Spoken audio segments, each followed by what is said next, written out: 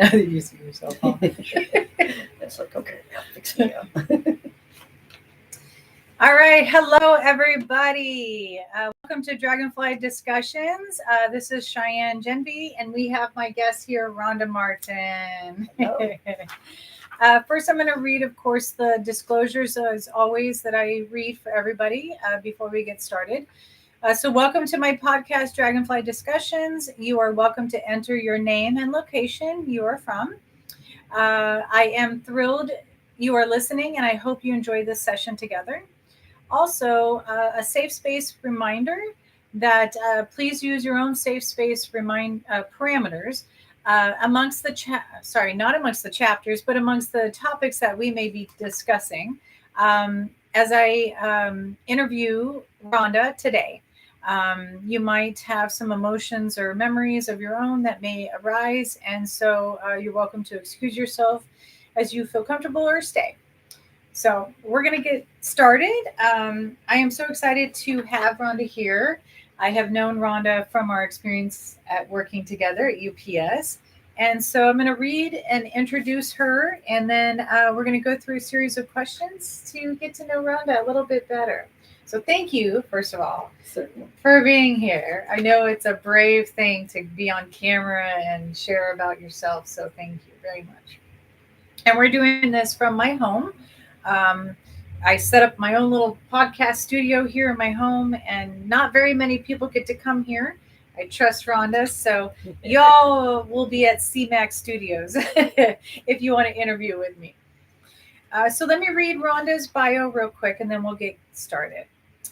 Rhonda grew up poor on the beautiful central coast of California, determined to make a better life. In her mid-30s, with 2 divorces and 3 children, fate stepped in and her career with UPS began. Her job lasted almost 3 decades, until her retirement in 2018. And that's where we worked together from 2011 to 2018, because I also resigned in 2018. Which included relocating to Fresno in 2006. Rhonda spends her time reading and gardening and crocheting, taking day trips, love traveling, you're a traveler, and visiting with her kids and 12 grandchildren. 12 grandchildren. 12. So that is a short introduction. Rhonda, would you like to say anything real quick? I'm very happy to be here, and I'm excited to share my story and hope it might help somebody else. Good. Yeah, that's the goal of Dragonfly Discussions. Really, is to kind of share our stories so that maybe we can help others. Right. It's really the goal. Okay, well, we're gonna get started with the first question. I feel like we're on a game show. Are there prizes? There might be. So in your bio, you mentioned you grew up poor on the Central Coast. Can you elaborate a bit? How did that affect you? Certainly. I was born to a 16-year-old mother that had a 2-year-old child already. My folks split up when I was born at the point of my birth, and they decided to go their separate ways. And my mother, being a 16-year-old single woman raising a child, she didn't see being able to raise me. So she gave me to my paternal grandmother and grandfather to raise my dad's parents. And so the first 4 years of my life, I had this idyllic, wonderful, beautiful life with my grandma and grandpa that I loved completely. They were my everything. And grandma would do my hair in curls every day with this stringy straight hair. I don't know how she did it. White dresses, starched petticoats. I couldn't stand to be dirty. I mean, wow. I hear that I was just a spoiled little brat because that's how they raised me, just the only person in their life. And that was a really, really wonderful life. Yeah. I did get to see my dad every work day because he would come over to his mom's for lunch every day. So I had a relationship with my dad, but I didn't have a relationship with the rest of his family that he now had. When I was 4, my grandpa got sick And so my grandma said, unfortunately, she had to back down from taking care of me any longer. Oh, wow. So I was put into my dad's family, where I had an evil stepmother that hated me right from day one, and I didn't know why. I had an evil stepbrother. Wow. I had a younger sister, and then a little later a younger brother. I loved the two of them to pieces. I still do. I just saw them last month, and we had a great time together. But it was very difficult going from my grandma's house, where I was number one, to a household where nobody liked me. My stepmom was a very funny type of person, and when my older brother and I would get into an argument, she would make us fist fight in the living room. And I was a very small child. I was little and frail when I was a kid, and he was a lot bigger than me, and he used to beat me up all the time. Oh my God. But that was better than, as I got older, he would sneak in my room at night and try and molest me. But I have good feet, and I would kick him in the face all the time. And I had to fight him off my whole childhood. He was horrible. Wow. I feel very fortunate that I came through that childhood without a whole lot of issues in that respect. Right. It was of course, in those times, growing up in the 50s and 60s, corporal punishment was the thing. So you would get spanked and beat was more like it. Yeah. It could be with a piece of wood, a fly swatter, a shoe, a willow whip, anything that they could find, anything that they could, a belt, and you would get beat. It wouldn't be 2 or 3 swats.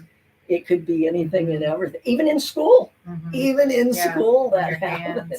I got hit on the hands many times. Stand in against the chalkboard with gum on my nose because I was chewing gum in school. I was bad about that too. But overall, growing up wasn't so bad because I lived by the beach. You get up in the morning, if it's the weekend or the summer, we had chores. Being the oldest daughter, I was responsible for everybody else to do their chores. So everybody quickly found out if they didn't do their chores, Rhonda would do them. So I ended up doing all the chores a lot of the times, just so I could go out and play. And my idea of going out to play was go to the library if I didn't have a book, check out my 7 books I was allowed. And then either climb a tree to read, go inside the hydrangea bush to read, or my favorite spot was down by the creek. There was a railroad tracks, and there was a train trestle, and that's where I would go, and I would lay on the creek bed bank. And to this day, I can close my eyes, I can hear the creek running, I can smell the grass, I can feel the sun on me. I spent hours at that point. I love that place in that lifetime. It was really idyllic in those times. But we were very poor. We didn't have a whole lot to eat. There was 7 of us, and we would have a chicken for dinner. And it would be, we each had a designated piece of the chicken. I didn't eat a chicken breast till I was an adult. I don't even think I ate a chicken thigh until I was an adult. My piece was a leg. So that's what I ate. And that's just the way it was. The only thing we could eat freely was my folks went to the Day Old Bakery and bought bread, 20 loaves for $1 at the Day Old Bakery. So our freezer was full of bread. So we could eat toast. All we wanted. We grew up eating cinnamon toast. I love cinnamon toast. Unfortunately, we were never taught to eat properly, to eat the right kind of foods. Dad did work at the packing sheds. He made boxes.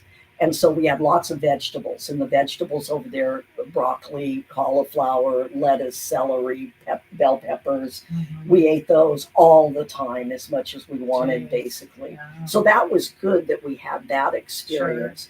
But that's about all that we had that we could really... Did you have dinners? Would you have dinners around the table? Yeah, we'd have a dinner. We had to sit around the table. We mostly ate fried chicken was a big thing. Meatloaf was a big thing. Dad would go drive down the beach every single day. He had this old Willys Jeep, and it was green, and he would drive down the beach every single day and collect clams. Release And juice. yeah, in those days, the Clams. clams were sitting on top of the sand because they were Oh, so wow. numerous. Yeah. He'd drive down the beach every morning, reach down, pick up a clam, and put it in his bucket. Wow. So on the back of our stove, Plentiful. yes, it was It was, wonderful yeah. back then. Yeah. We usually had a big pot of clam chowder cooking on the back of the stove, or a big pot of chili beans, and those were our mainstays. And I felt very fortunate that it was, that I love chili beans even to this Yeah, day. yeah, I'm going to yeah. be making some tonight. Oh, yeah, very good. The having clam chowder was really a really great thing to grow up on. I love that we had that. Yeah. So, and you don't know that you're so poor until you go to somebody else's house. And when I would visit my friends and sit down for dinner, I was amazed. Do you want seconds? Seconds? Like, what's that? And dessert. People had dessert. I never had dessert. Wow. But I also felt funny because sometimes they use different knives or forks or spoons. Yeah. And I didn't know what to do. So I would sit there and wait and kind of watch everybody else to see what they did. Yeah. Because I didn't like feeling foolish. Yeah. That's interesting. The way you compare everything to just being appreciative of what you had, and you made the best of it. I mean, I remember growing up pretty poor with my birth mom's side of life up in Exeter. And I mean, that was a shack of a house, and it was about to topple over, but my grandma would make the best food. Yeah. She would make the best fried chicken, or biscuits and gravy, or sausage gravy, or eggs, or pancakes. And you didn't feel poor because the food was it made you feel rich almost. It made you feel like just good. That's really neat. That's really neat. Yeah.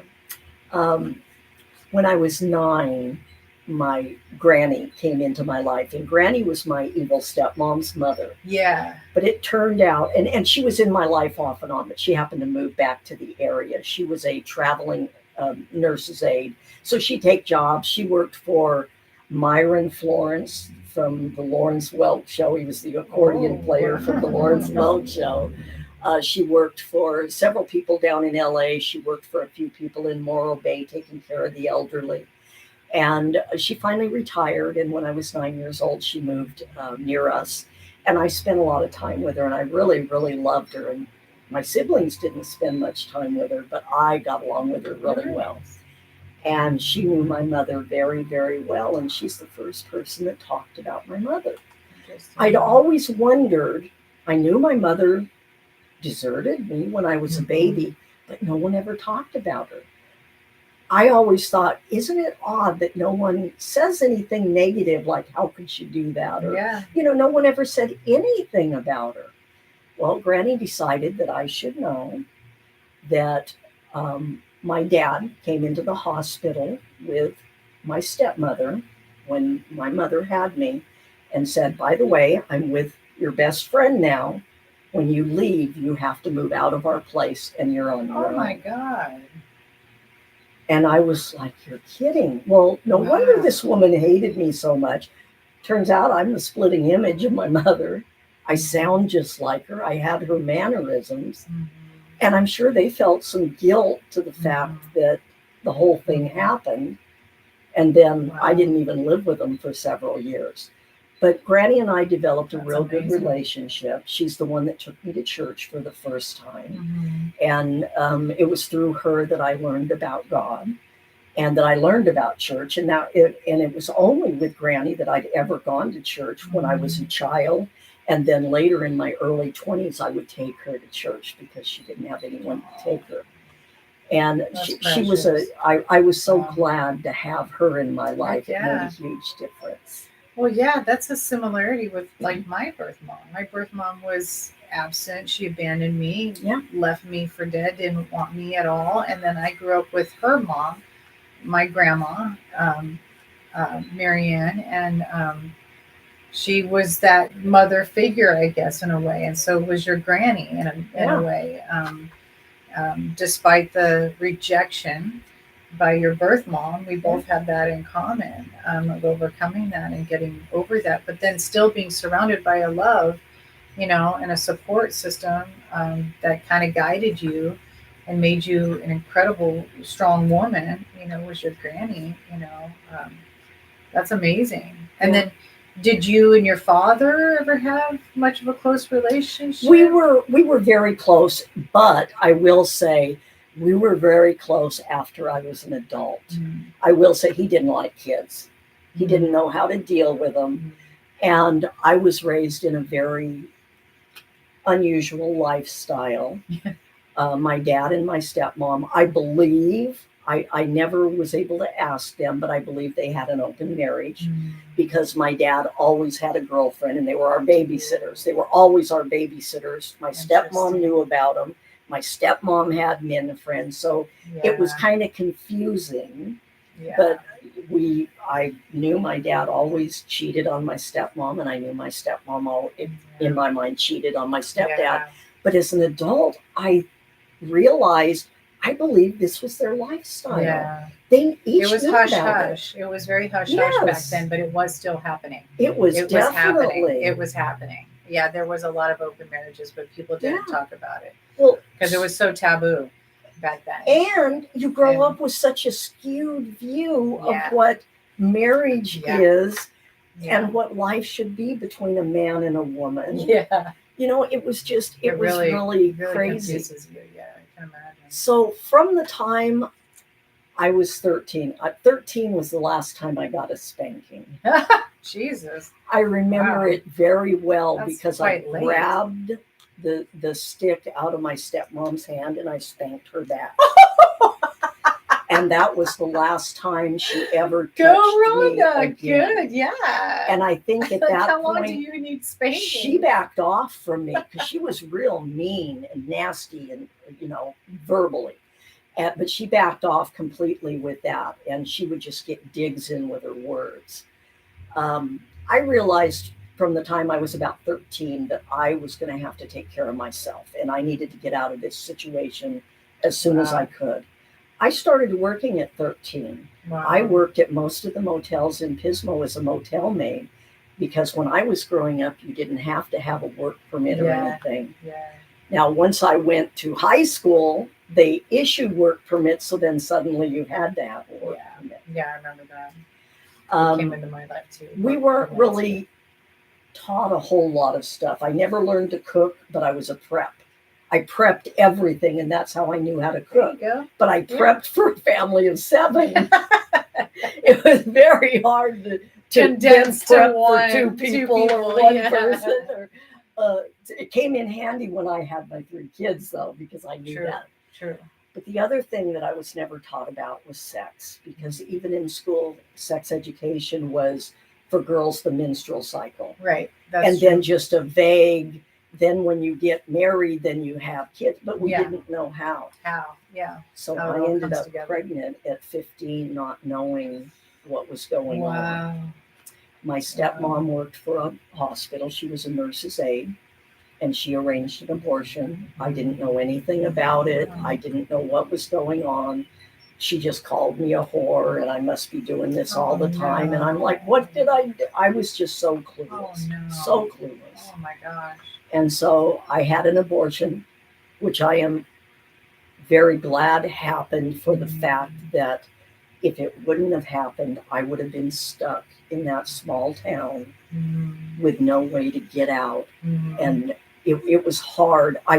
My dad had a 5th grade education. He didn't pass the 6th grade. Wow. Both my mom and my stepmom had an 8th grade education, didn't even pass 8th grade. So you needed... Nobody talked about education. It wasn't a big thing. I didn't know anybody that went to college. I didn't know I could put myself through college. I got married at 16 to get out of the house. Jesus. I knew it wasn't going to work. What I didn't know was that 3 days after I got married, I found out that my husband had a girlfriend the whole time we were engaged. Her mother told me and said, I hope you don't hate my daughter just because she's been your husband's girlfriend. And I thought, how did I get into this? Where did I Wow. go wrong? So you had the abortion, and then you had this relationship. I had an abortion, and then a year later I met. Wow. He was actually one of our group of friends, Yeah. and I was determined I was going to marry the first boy that asked me, just to get out of the house. Sure. Yeah, considering your situation, Yeah. For sure, that's what it was like back then. Yeah, For women, they needed an opportunity to get out and to get ahead almost, and that's where you saw your open door. There's nothing wrong with that Right. at all, and there's nothing wrong with the abortion either. I mean, I've had No. an abortion, and I'm grateful for still the fact that our state allows abortion, and in California, there's, of course, we saw Roe v. Wade be overturned, Right. and that was a horrible thing. I'm very pro-choice, and I hope that we can get that right back. Absolutely. Because Me it's too. very important for women to have that right over their body to make that decision. And you made the right decision for yourself, and it doesn't sound like Absolutely. you have any guilt. I don't have any guilt. No, You made the right decision for you and the child. So that's the wonderful thing about being pro-choice and having the choice absolutely. over our body. Wow. And I finally got to meet my mother. But first I met Yeah, I was my gonna older ask about sister. your mother. Yeah. When I was 19, I was still with my husband. I tried to work it out, and I actually stuck with him for 4 years, even though it was a horrible existence. Right.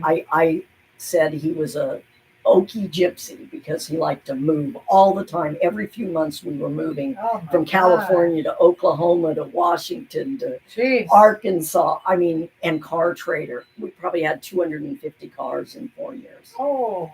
I never knew when I'd get out of work what we'd be in, or if he was going to say, pack up, we're moving. And I spent Wow. 4 years that way. Wow, gypsy would be the right title. Yes. And so when I was 19, I happened to be living back on the coast, and we just moved back from Oklahoma. And I got a call from my dad, and he said, I just had a call from your older sister. And I said, really? Yeah. He goes, yeah, she's coming down and she wants to meet you. And I was like, wow. Well, what she did was she looked in the phone book because my dad was still in the phone book.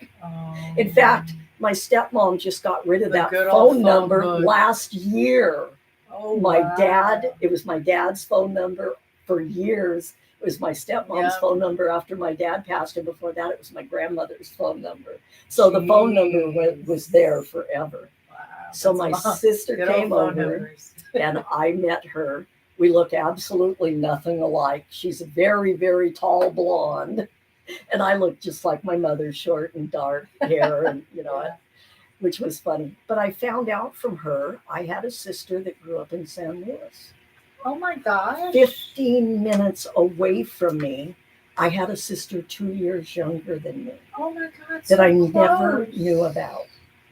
And I also had Oh a my brother, God. and my brother on my mother's side, well, in fact, the kids Wow. on my dad's side and the kids on my mother's side, it's just bizarre.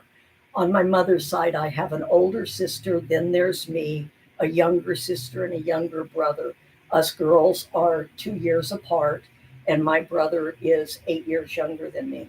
On Jeez. my dad's side, I had an older brother, me, a younger sister, and a younger brother 8 years younger than me. Wow. We were all almost the same age. Yeah, that's crazy. It was really weird. That's bizarre. I wasn't But allowed. you didn't know about these other siblings? No. You only knew about your dad's siblings for all your Yes. most of your life, and then Yes, you found I out knew about my your... mom had a child, but I didn't know anything about her. Okay. But I didn't know about the two younger ones. Oh, interesting. So when I met my sister Debbie, she told me, you have to meet Mom. You've just got to come up and meet Mom. And Mom lived in, she didn't live in Mountain View at that time. She lived in San Jose at that time. Okay. So I went up to meet her. And the first thing she said to me was, I would have never came looking for you. I had no intention of ever meeting you. And I was like, oh, okay. She was very blunt. Wow. And it was kind of shocking, but I was like, from what I went through in my childhood, this is nothing. I'll give it a chance. And we got along so, but I saw she was really into material things. That's what meant anything to her, was material things. And it was kind of difficult, but I was very petty, because the first thing I did when I came back from my visit was I went to my stepmother's house and I said, I just met my mother and she is the most wonderful person in the world. I look exactly like her. We have the same mannerisms. We got along so well. Yeah. Oh my gosh. I'm so sad that I didn't get to meet her earlier, because it was wonderful. Well, I bet that killed your stepmom. She was none too happy with that, but of course at that point I didn't care at all. No. Well, that's cool. Then I believe karma. I've always believed in karma, whether it is a higher power or just the universe or whatever it is. She died tragically that year in a car wreck. Ooh. She was a drug addict. She was an alcoholic. And evidently she had some medical issues she wasn't telling anybody about. But she died in a car wreck. Her husband, or her boyfriend, was driving on the wrong side of the road in a Volkswagen bus on a curvy road with no lights at night. Wow. She died and my sister was hurt pretty bad. It shattered her nose. Oh. Her eyes were both black and blue. She was in pretty bad shape for a while too. And that's your stepmom. That was my stepmom that I hated, and I felt, no, it was karma. Mm-hmm. That was karma. Mm-hmm. She was a horrible person, and she died a horrible life. A few years later, in fact, my stepbrother died, and he died he had a brain aneurysm, and he died much like Elvis Presley when he was in the bathroom. Oh, wow. He died of an aneurysm, instantly dead. And again, I felt that was his karma for being a horrible person all his life. Turned out he was a child molester, and he was pretty awful. So, you know, that part of my life, I was glad to get through it. For sure. Wow, Rhonda, you've been through a lot. Jeez, that's an incredible upbringing, and there's a lot of parallels between us. And I know, and every time we have a lot of similarities. It's really amazing. Yes, I'm seeing a lot of similarities in our it's upbringing. crazy. Yeah. Even though you had a different, lifestyle, as far as like your dad having, a more, wealthy lifestyle than I had, but you still had all that negativity from your mother's side of the family, and the opposite. Yeah. Complete polar opposite. That's why in my book I say normal versus chaos. Yes. Because my dad gave me that normalcy, and then my birth mom and all that side of the family was just chaos. Yes. Just horrible chaos. So, wow, that's amazing what you've been through. Yeah, karma's interesting. Karma's very interesting how it deals with evil. When my dad was dying, he would always say, "Why can't she go first?" Which he was referencing to my birth mom, Debbie, right. Because Debbie is still alive, and it still kills me that she's still alive. And it's like, when is that woman gonna die? Like why, universe, do you still have her on this planet? But things happen for a reason. We had to all come to that acceptance that sometimes karma doesn't go according to our plans. It just goes according to its plans, and And I believe also karma can be a very good thing. I've had very good karma in my life. Yeah. I have had doors open that I did not know were going to open. Yeah. And I've had to wait to see if I'm able to step through them or if that door is going to close. And I accept whatever that happens, because I have had so many good things that happen that I don't want to put down just because the door closes. I won't push my way through that door because I know better. I know to listen. Be aggressive, I know to listen. Patience and listening is really key. Yeah, and when it's the right timing, the universe will give it and open that door. Yeah. When it's the right timing in all aspects. That's really, I used to be pretty impatient too and want it now, but I've learned to just rest and be like, everything happens the way it's supposed to happen, and absolutely, not be in such a hurry. Absolutely. Well, thank you for sharing that. I really appreciate you being open. I really appreciate that. So we're going to go on to number 2. What is one of your greatest achievements? This kind of isn't my achievement, but the achievement was keeping it going. So when I was raising my kids, I have to jump ahead. I had 2 failed marriages. I had 3 kids. I'm now 35 years old because everything that happened in between was just life, just trying to get by. Yeah. I was a motel maid. I was a dishwasher. I was a stock clerk at a store. I was a cashier for a very short time. I didn't do any jobs that had any substance at all. I did very minimal wage jobs that you couldn't even find a full-time job at. Right. And so I didn't know what I was going to do. At 35 years old, I was on welfare. I was trying to raise 3 kids. I could not see a future. I could not see how I was going to raise my kids. Right. My son had ADHD at 3 years old. It was already being manifested. I could already see all the problems. I was so. I probably had ADHD, but was a lot of people not diagnosed. Yeah. He was diagnosed though. Yeah. And I just was at a loss. Well, back in those days, when your youngest child turned 3, welfare wants you off welfare. Yeah. So they sent me to this program called GAIN, Greater Avenue for Independent Living, or Independence. And what it was is they sent you to the college, and they were going to teach you one of 2 things. They would either teach you how to get into college, how to apply for loans, student loans, for grants, for any way that you could get into college. I'm looking at my 3 kids going, college? There's no way. I'm not going to be able to study, and I got a busy life. Yeah. The other thing was they would try and get you a job. Okay. So the first thing they do is they taught you about clothing. And what they taught me, now back in 1990 when this was going on, women wore nylons, high heels, they did. Dresses, suits. Blazers. Yes, that's how you dressed. Yep. And so the first thing they taught me is you have a whole wardrobe. If you have a white shirt, a patterned shirt, a black skirt, a pair of black pants, a black blazer, and a pair of black shoes. That's right. A whole wardrobe. Yeah. And that was like, oh my gosh, I never thought of that. Yeah. And they taught you, they said, nobody's so going to look at you. They don't care what you wear. Even the people around you, they don't remember what you wore last week.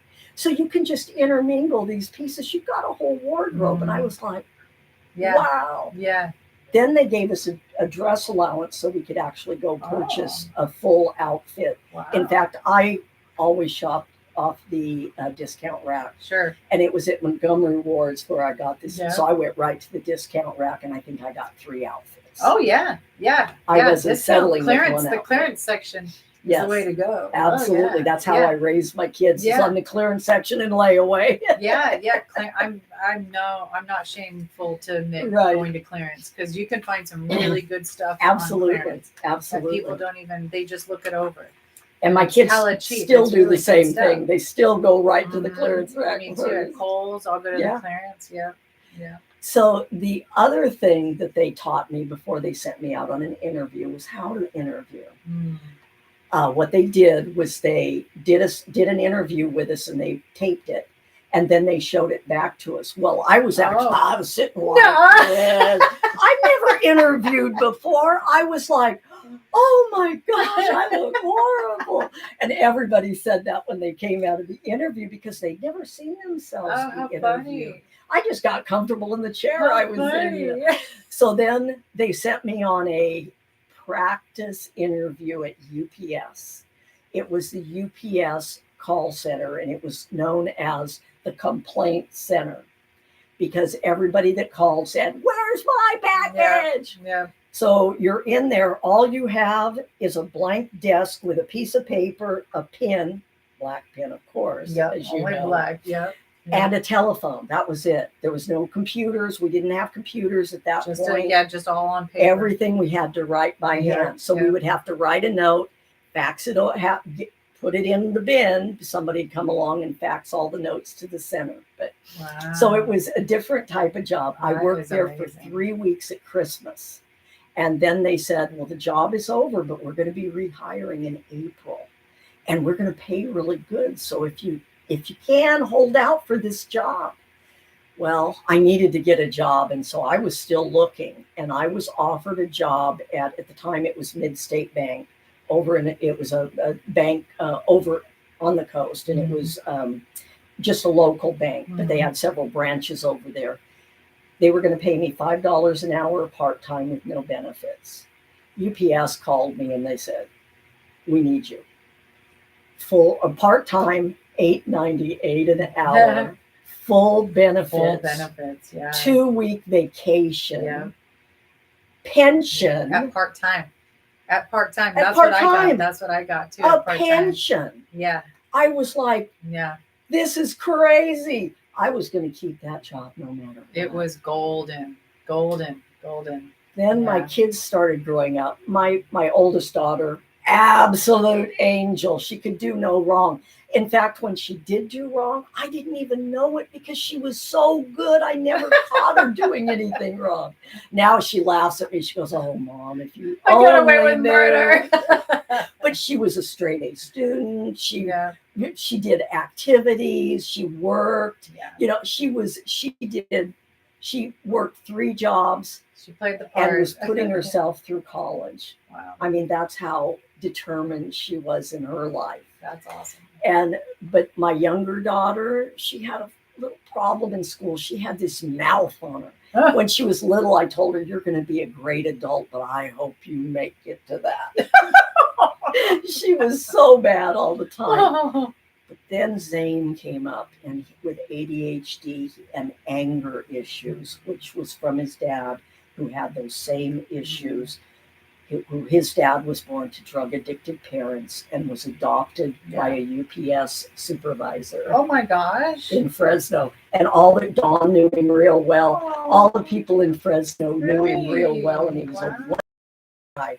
But he had this crazy adopted son that was in and out of prison when he got to be an adult. Wow, back in the Don Ritter days. Yes. Wow. And a lot of the supervisors there, they all knew him, and they all, I'd say, oh yeah, my father-in-law used to work here, and they all knew who he was. That's crazy. But Zane, as he was coming up, he started having a lot of problems. We went to a lot of classes. I had to do everything they asked me. I was in front of teachers and principals and psychiatrists and psychologists. And then when he got to be 11, he started a fire at a construction site. He started a fire in a bathtub thinking it would just go out, but it was the bathtub melted.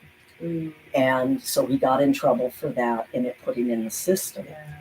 And then when he was 15, he got in trouble enough to where he was put on probation. And when his probation officer came out to talk to him, he decided to tell her that something I wasn't aware of at the time, that he controlled his ADHD by smoking pot all the time. And that's how he controlled it, because he didn't want to be on medication. That put him on testing. He was tested until he was 19 years old, and he never showed a negative test. He said, I've got to do it, Mom. I've got to. So now we're going to classes all the time. And UPS was so good to me, allowing me to come in and work the late shift or change and work an early shift and switch around all the time so I could take care of my family. I went through AA classes, NA classes, anger management classes. I went through crazy classes all the time. There was a period of a month where I had 3 classes a week with him, and I had to be at every one. Of course. I had no idea if I was going to survive him. I would go in my bedroom at night and just cry and cry and cry. And then I'd wake up in the morning, put a smile on my face and go back. Yeah, go back to work. Yeah. Because that's just work what was I my had to happy do. place. Right? I loved It was. It was my happy place at UPS. It really was. It was such a great atmosphere. And I don't know, the people, it was rough, but it was really good atmosphere just of people Yeah. that worked hard, appreciated what they had, knew the opportunity you had at a world-class company, that changed your life. So that was your greatest achievement?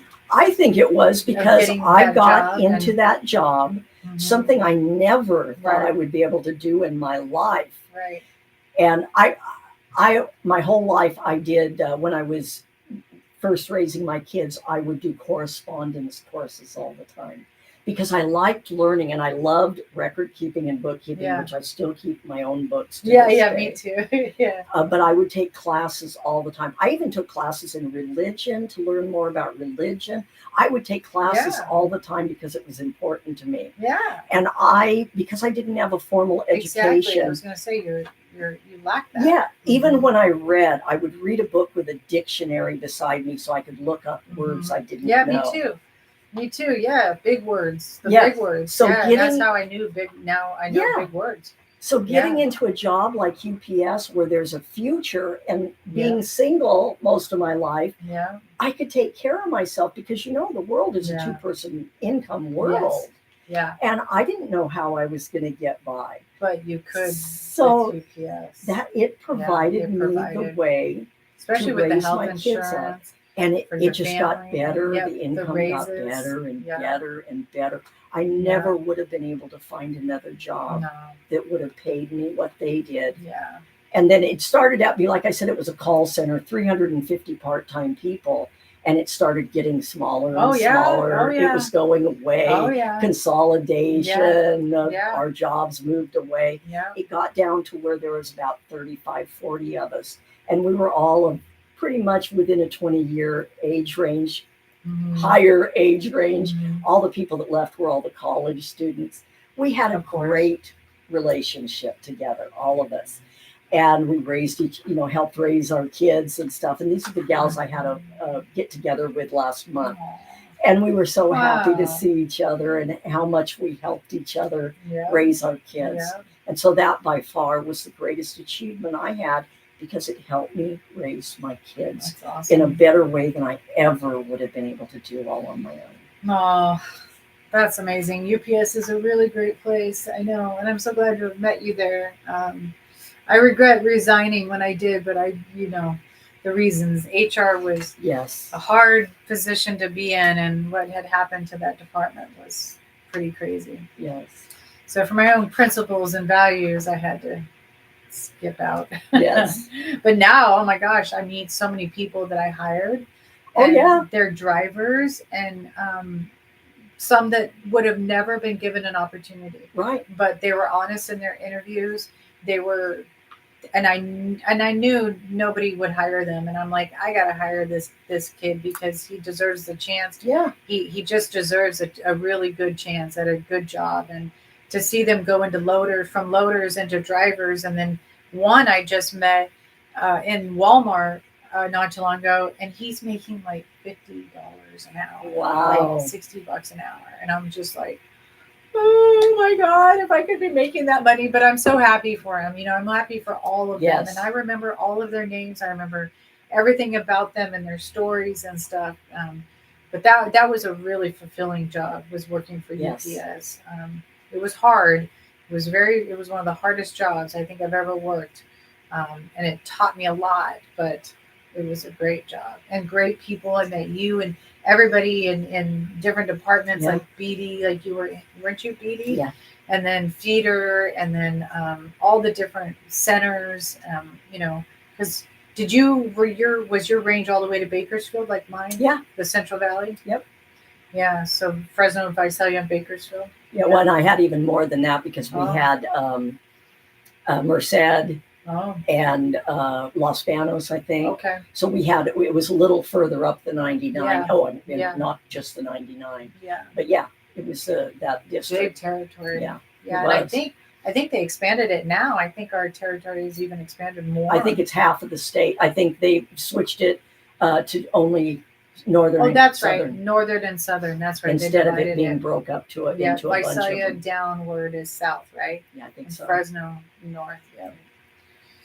Okay, so we are on question number 3. So tell me about moving to Fresno for work. So I was 50 years old. My supervisor said, you know, our jobs are going away.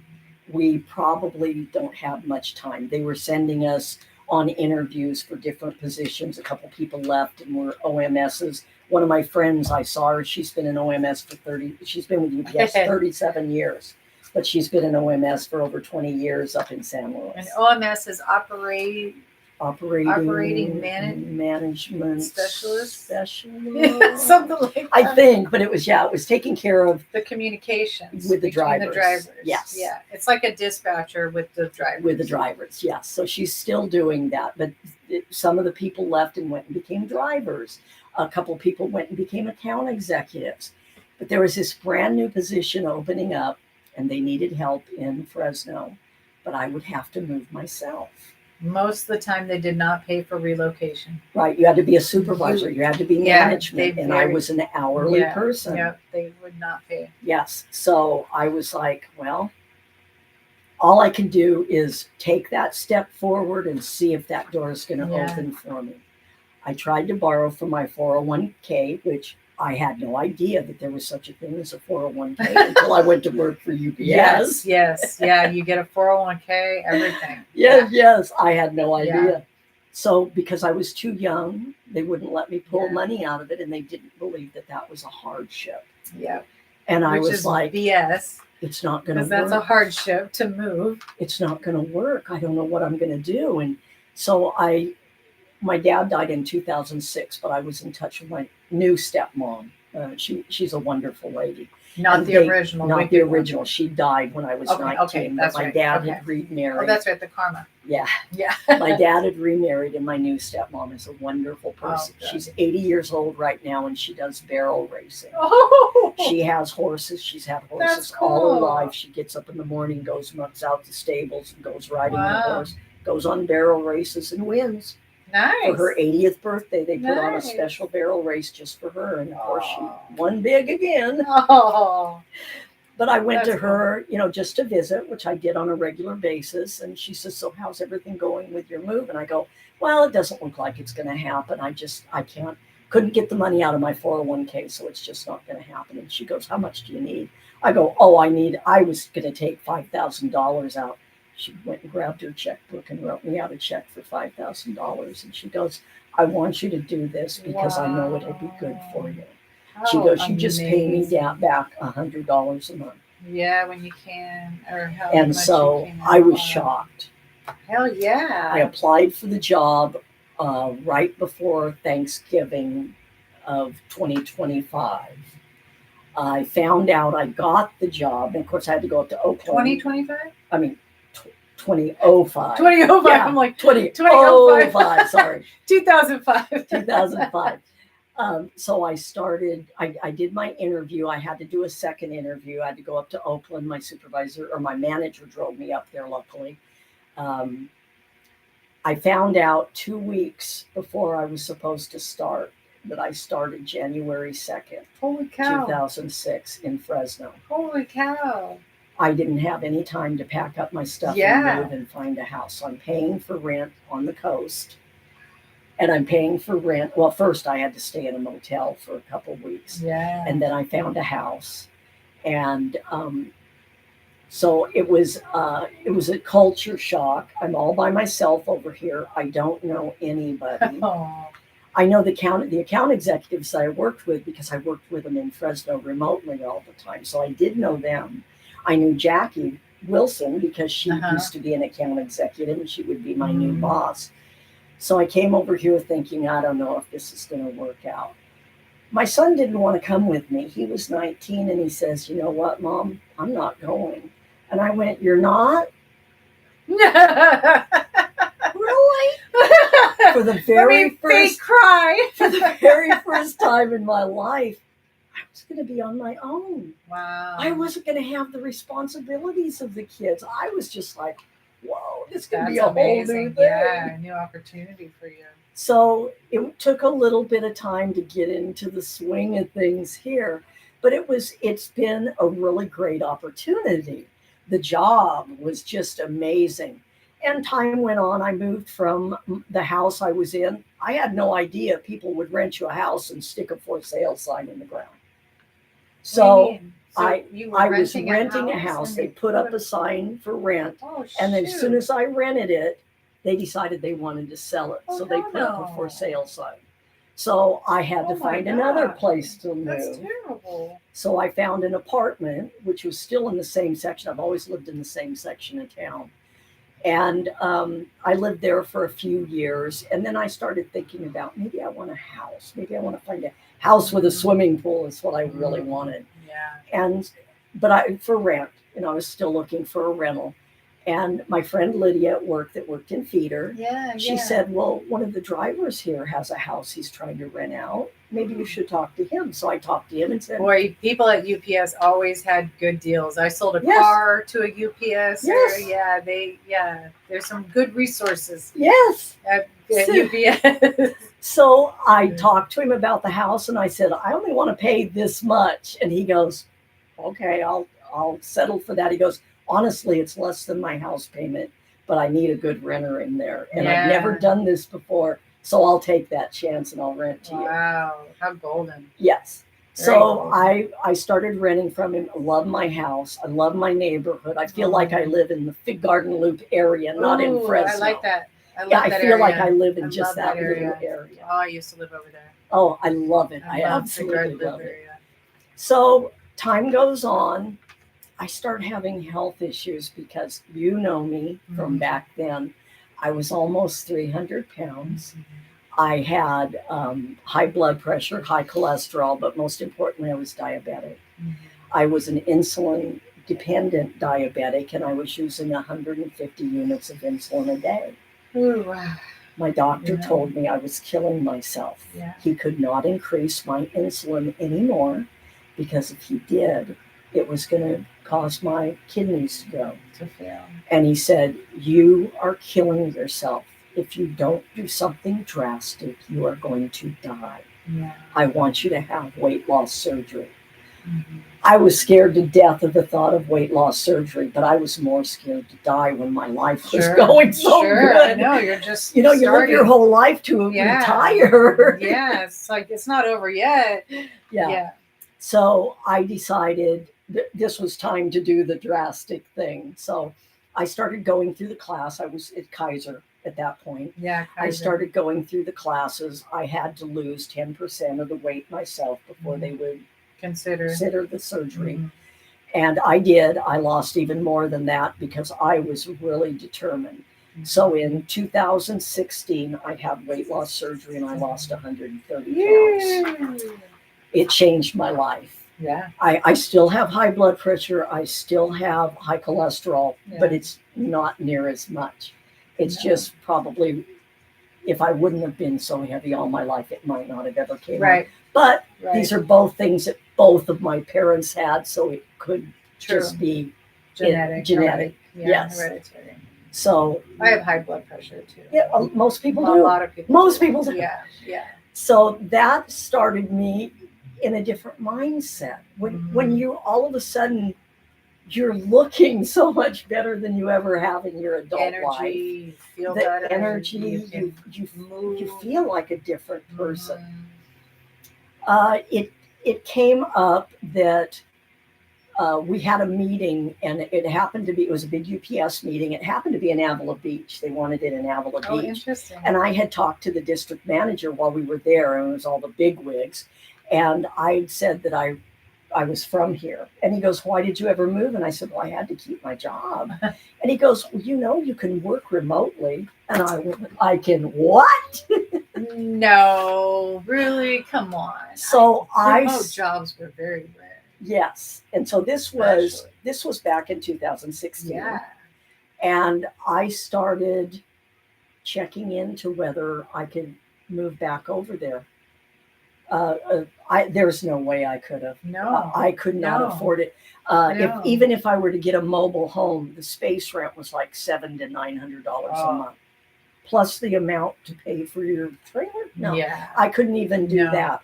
A studio apartment back in 2016 was about $1,200 if you could find one, because there was hardly any rentals over there. Is it smaller than this? Yes. Smaller than this Yes. place? Wow. Yes. Yeah. And so I wasn't sure what I was going to do. So I just kind of put it on the back burner. Mm-hmm. In the end of 2016, my ex-husband passed away. And all of a sudden, I heard from one of his old friends, Paul. Mm-hmm. Paul, I knew him in high school. He didn't know me. I knew him from a distance. He was this Who's hot, that handsome guy? young guy that was always on the go because he has ADHD. He doesn't slow down. But we started talking, and we started dating, and it was really fun. We do all the time. We go and do all the time, but it never turned into a romantic relationship per se. He is my best friend. We love each other to pieces. We will go on vacation together. Aww. We talk to each other every week, but it never turned into anything where we ever thought about moving in together. Yeah. And in fact, my boss, Jackie, one day, she said, Rhonda, you live in that house. You know that your landlord has said he wants to sell that house. Why don't you buy it? Mm-hmm. I said, I can't buy a house. That's not anything I ever thought about in my life. Yeah. How can I afford to buy a house? Yeah. She goes, you go through my person and see if you can buy a house. So I went through her person, and I thank goodness I worked at UPS because there were a lot of phone calls and faxing back and forth. And my boss was giving me permission. Good. Oh, true. And that's good to have on your on an application that you work for UPS. Yes. And so my friend Paul says, he goes, you need to buy that house. It would be good for you. And that told me right then that there was nothing in the future for us because he's never leaving the coast. I'm buying a house. Yeah, you're buying a house. Yeah. So I talked to my landlord and I said, are you interested in selling the house? And he goes, yeah, what'll you give me for it? So I offered, he counter offered. It was reasonable. So I said, okay, let's try this. I told the finance person, I said, I don't want to pay any more than this, what I already paid for my rent. I don't want to pay any more than that. Yeah. And I want everything Jackie told me about inclusive. Yeah. My property tax, my insurance, everything inclusive. Yeah. That's what I want. Yeah. And that's what I got. Dude, that's amazing. So on my birthday, the day before my birthday of 2017, I bought my house. Something I never in my life thought would happen. Ever. I know. I don't know if it'll happen. It was so crazy. And so then I was able to get my kitty because I could not have pets. Oh, right. Especially cats, because he was a dog person. He thought cats were awful or for the house. Oh, he's just so I immediately got my kitty, which I absolutely love. And then a few months later, my job went away. UPS is really good for eliminating positions to get rid of people that make too much money. Yes, and then putting the job back with a different title and hiring a fresh person that has no experience. And they can pay them a bottom wage. But I'd been with UPS for 27 years at that point. So I walked away with, I was 62 years old. I had to take an early retirement, which lost me a chunk of my Social Security. But I was able to do it. And I got my pension. You got all of it. Yeah. You walked away with a nice package. And I am able to get by. Now, I don't have an expensive lifestyle. Right. I live within my means. Right. I don't go and do a lot. I don't take a lot of vacations or anything that is going to cost me money too much. But I love my life. Yeah. I'm very into beauty and nature. So my backyard, my living room windows look on my backyard, and my backyard is beautiful.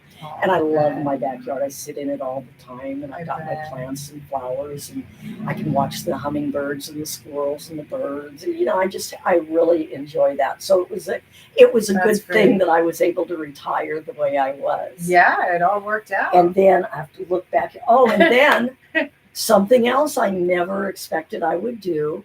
In 2021, I decided to buy myself my very first brand new car. Oh, wow. I never so this car is your yes, new car. Oh, wow. Yes.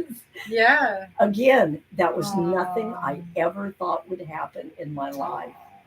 And so moving to Fresno, everything started falling into place to let me know this was the place for me.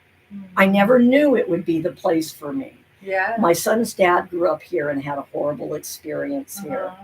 But that was his experience. It was not mine. Yeah. And I found that I loved it here. I loved the people. Wow. And then I was so glad that you kept in touch with me and that we were friends on Facebook. And a few years ago, I started seeing all your posts about you. And I was like, I've never heard of a church like that, but that sounds like an amazing place to go. Yeah. And so I love you. I went there. Yeah. But I didn't go there for the church. I went there for that elder abuse seminar. Oh, that's right. That's right. Yes. That's right. And I was shocked to see you there. That's right. And I took the day off. And we were all sitting around talking, and they canceled on us that day. Yes, they canceled. But I was talking to all the other people there, and they were saying, "Oh, this is a wonderful church. You should come here. You should come here." And I thought, I think I'm going to try it. I was scared to death because I have a problem walking into any place where I don't know anyone. And I felt like, oh, I don't know if I could do this. But I believe when I walked in, you were the first person I saw, or one of the first people I saw. Yeah. And so that made it so much easier. And it's happened every single time, almost every Sunday when I go to church, you are one of the first people I see. And a lot of it is my eyes go to you. And I also go to your box right inside the walkway to put our stuff for the prison. It's such a delight to have you at UU. I love it's it there. changed my life, and I can see it's changed your life. It has. You're volunteering, and it's just, you're going to make me cry. It's amazing. I've made so many friends there, and I don't have a lot of friends because I've always been kind of backwards, and I keep just a very small amount of friends.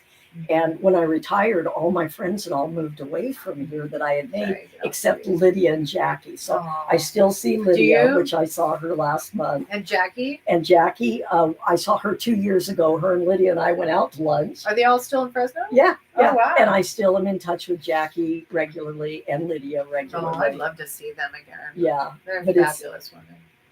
Everything about moving to Fresno happened because it was supposed to in my life. And I listened. And it's been a fantastic experience. I'm so glad I'm over here. I am too. Sorry, I'm all teary-eyed because that was such good stuff. Okay, question number 4. This is a tough one. What is one of the hardest struggles you have overcome? This is a hard one for sure. New Year's Eve 2021 at 10 o'clock at night, I got a call from my son-in-law, and my daughter was in the hospital and she was dying and she would not live over the weekend from complete organ failure because of her alcoholism. We knew she drank. The nieces and nephew referred to her as drunk Aunt Angela, and they thought she was hilarious. She was a character. She had a big personality. She was the funniest person I have ever met in my life. I believe, at a candle party. Yes, I'm sure. Yeah, if it was a candle party or a jewelry party or something, or Pampered Chef. Yeah, she's been to all of those. She'd come over and do things like that. So my son-in-law told me, "Don't come over tonight because this is so shocking. Wait until in the morning." So in the morning, I go to get on the freeway. I ran somebody off the freeway. I was so upset, and Of I was trying to course. get over there. And a voice in my head said, I have to take Angela, but I'm going to get you there safely. Don't worry. And I believe it was God, because I do believe in God or a higher power. God is the only higher power I was ever introduced to.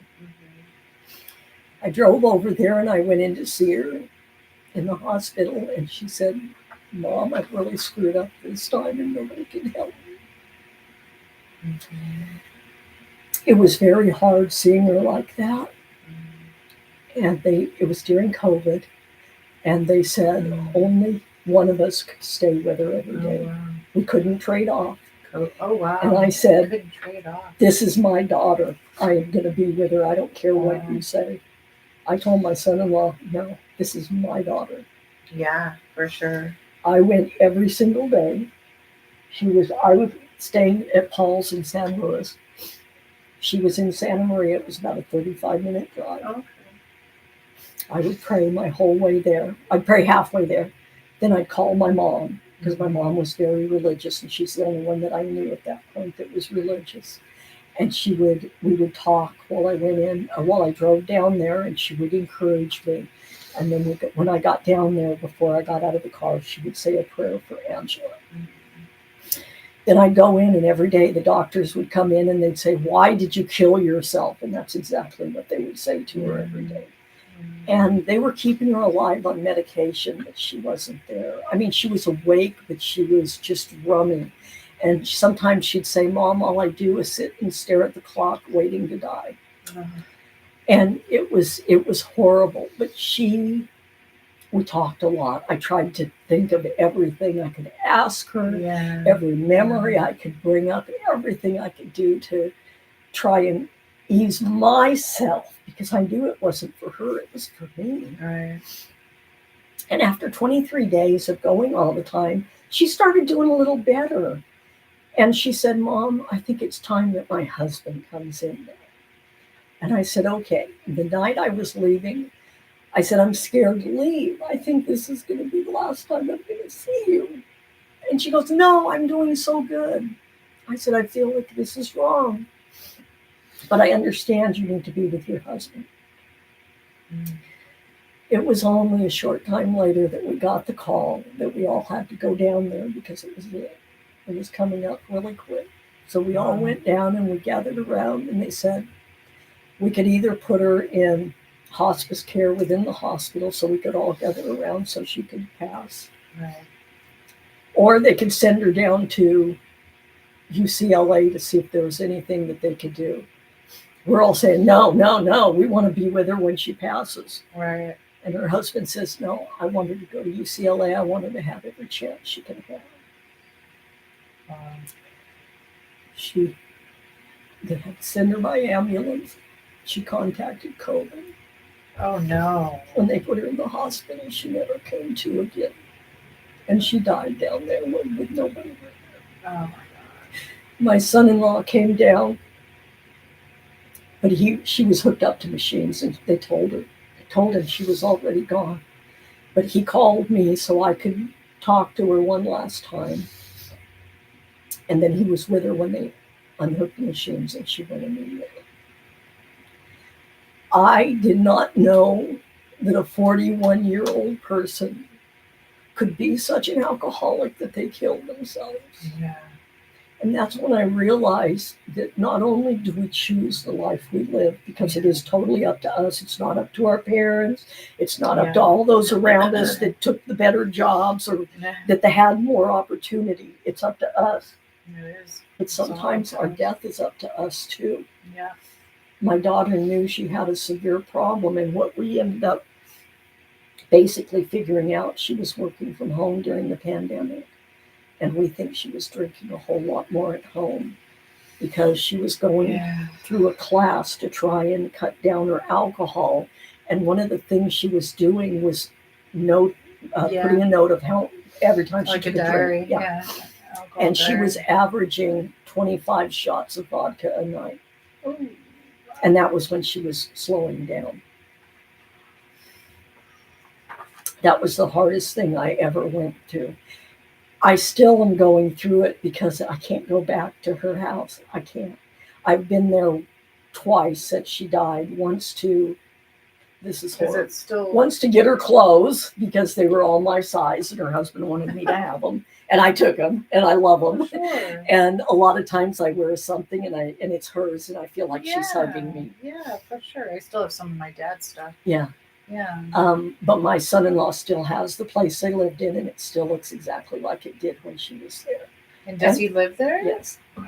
And I can't go in there because I'm sitting there Yeah. waiting for her to walk in because it's her house. It's exactly as she had it. Yeah. He said he's changed it a That little. would be hard.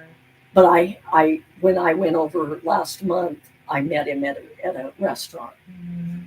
And I met his new girlfriend, which she lost her husband the same time he lost Oh. Angela. So they Oh, wow, were in grief interesting. group together. Oh, wow. And their friendship grew into a little bit more than that. And she's a wonderful person Nice, too. yeah. So I was so glad that he was able to go forward too, because he never thought he was going to be able to. Because Angela never specifically told him, if I die, you need to find somebody else. Oh. So he felt guilty and Yes, uncomfortable. he felt like he couldn't do Like it he because she couldn't. never gave him permission. Sometimes you don't know to give, like, Right. you don't know. I don't. Yeah. And I said, but that's what she would have told you. Yeah. You said that to her, she would have said You that know, to she would have you. said that to you. Yeah. So I'm glad that he did move on because Yeah. for a long time I didn't know if he would. Thank you for sharing that. Yeah, it was a tough one. I know that was a tough question. And if anybody is struggling with alcohol, it's a very serious disease. It kills a lot of us. I sometimes wonder why alcohol isn't banned, and isn't illegal. Like you have, your Schedule 1 to 4 drugs, and alcohol is like I think it's a Schedule 1, and it should be a Schedule 4, because it causes so much damage. I come from a lineage of alcoholics. My grandfather was a violent alcoholic. My birth mother was an alcoholic. I have an alcoholic aunt. I have an alcoholic uncle. It's a terrible disease. I have to watch it in my own self and drinking too much. So if anybody is struggling out there with alcoholism, just know that there is help out there. You can Google. I had the helpline ready for our last session, but I think it's it's not 611. There's a number that you can dial. It's not 211. But anyways, please seek help if you are struggling with an alcohol addiction. You don't have to die that way. Yeah. Okay, so on to happier things. Please. So you have 12 grandkids. I do. Do you have a favorite most memorable grandchild moment? I'm going to give 2. I have 9 natural grandkids and 3 bonus grandkids. Bonus. Yes. Oh. Where they came into the relationship. Okay. So my oldest daughter, she has 4 kids of her own and a bonus son also. Her 10-year-old is about to turn 11. When he started school, he's really interested in science, history, but his biggest love is presidents. And he loves John F. Kennedy. Oh, I like He him started too. memorizing all of his speeches. Oh, He wow. insisted on a suit and tie for school pictures and a white shirt, a Just suit, like and a tie. JFK.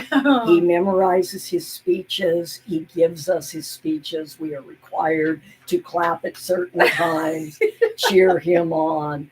He comes and shakes each of our hands. Oh. I mean, he goes through this whole ritual. He loves How presidents. cute. A friend of mine that lives in Virginia sent a whole box of books about the presidents, different ones, this summer. And my grandson was so excited to see the books. Oh, he was so happy. None of them was any that he even had. So he was so excited. That's cool. Last time I saw him, which was just a couple months ago, he came up and he goes, "Grandma, I have to have a serious talk with you." He's very, very serious about what's going on. I have to tell you, I am not going to be president of the United States. I said, you're not, but you've been saying you are since you were 5 years old. He goes, no, I am going to be a world famous international soccer star. And that's what I'm going to do with my life now. Okay.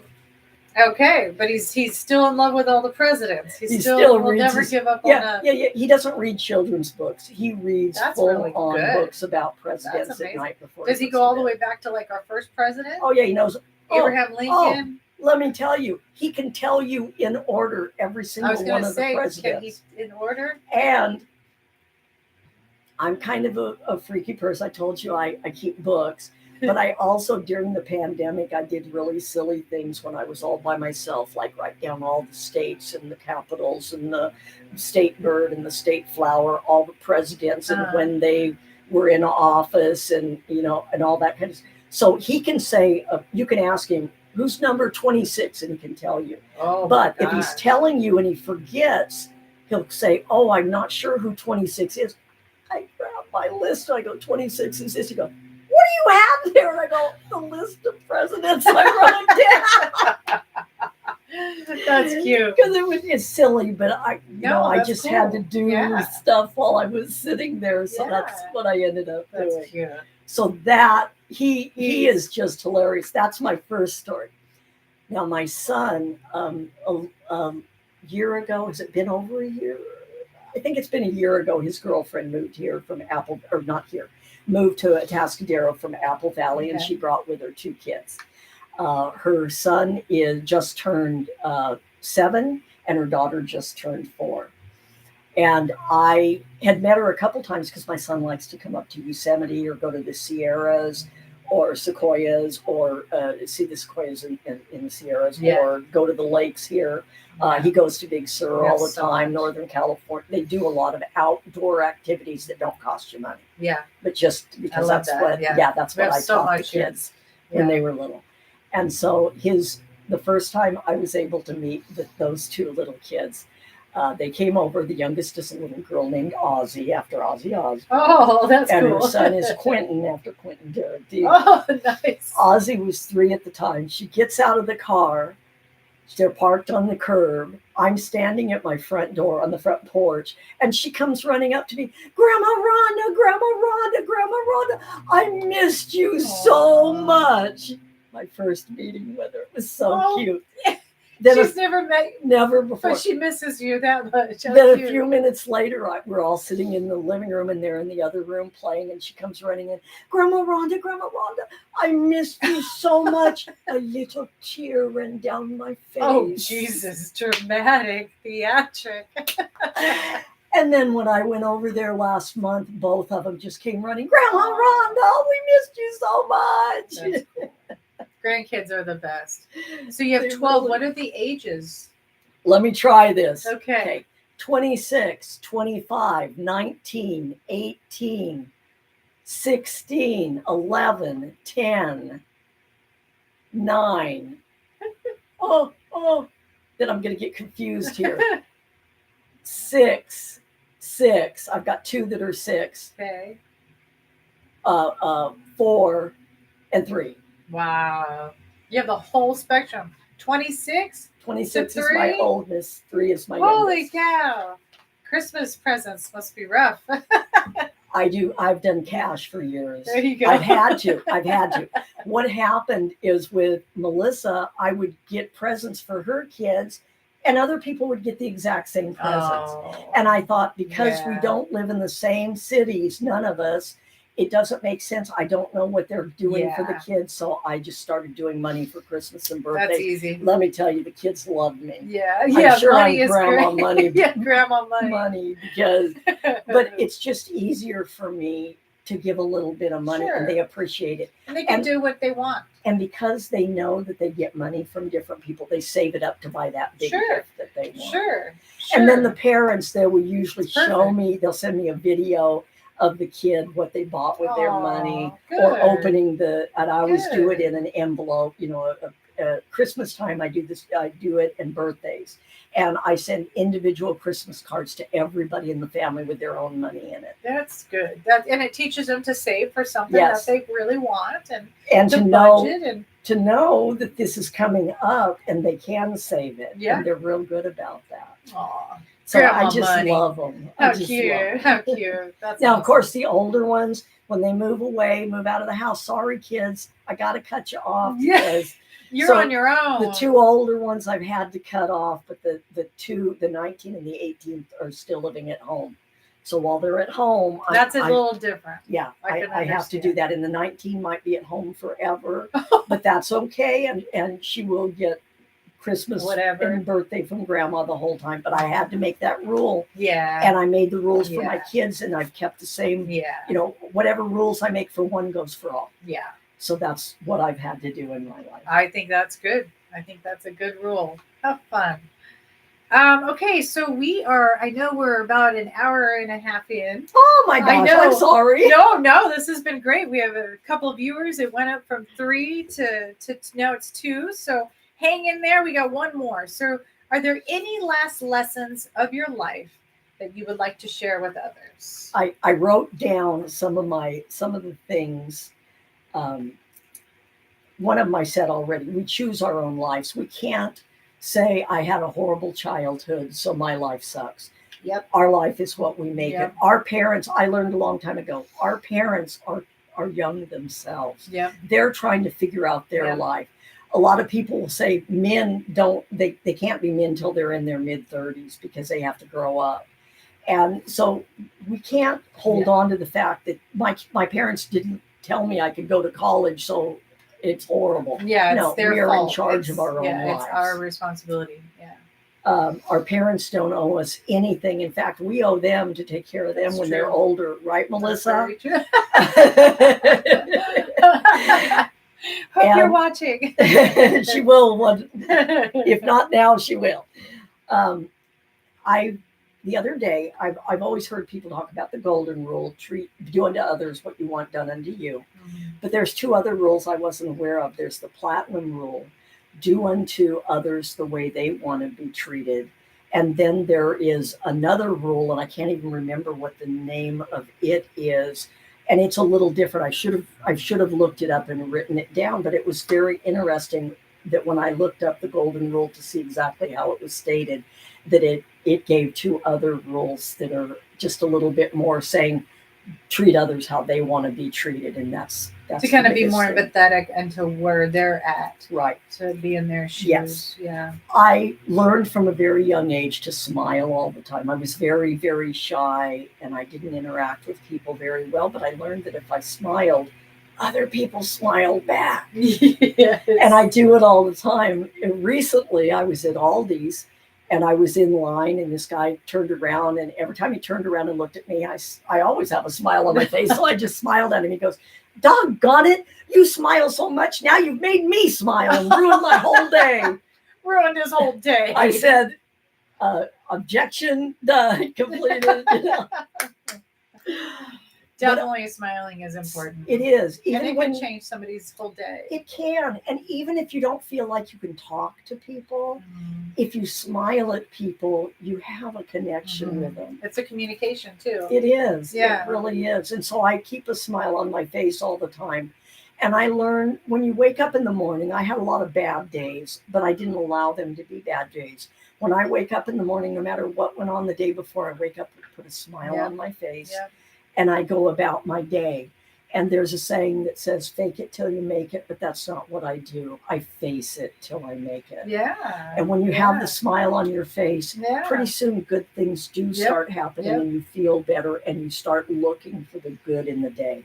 It's And like that's- that energy. It's Yes. that cosmic energy that absolutely, like, it's like the law of attraction kind of. You Yes. give off that energy and you just focus on that, and then the universe kind of gives it back to you in a way. Yeah. The same can happen for negativity and all. Right. It can happen the same way. Absolutely. And then gloom and doom starts to happen, and it's like, why? Because of your energy, the thoughts, Right. your focus, yeah, your And when- attitude. When it's negative, you can't focus on it. You have to change your train of thought. Mhm. But when you're positive and you look at things positively, and I get a big kick out of just watching the squirrels run around outside, or looking finding at something. flowers, or watching my kitty play, or find the good in what makes you happy just in life that doesn't cost anything. You don't have to spend much money. In fact, money will not buy you happiness at all. If you think it's going to buy you happiness, it's not. Yeah. If that's what you're using it for. Yeah. But the thing is, we just all have to be the best person we can, put that smile on our face, and just try and share it with everybody out there, because you never know when it makes a big impact in somebody else's life. Very true. Very true. Well, thank you, Rhonda. What's going on with my screen? It just went blue. I don't know why. Oh, there it goes. Okay. All right. Well, I think we're done. Okay. We are about an hour and a half in, and thank you for people who have watched this interview with Rhonda. I really appreciate you opening up and being candid and vulnerable. Your story, I'm sure a lot of people can relate, and that's what Dragonfly Discussions is all about, is sharing our stories so that we can help others, because I'm sure there's many people who might watch this afterwards and relate to a lot of what you've been through.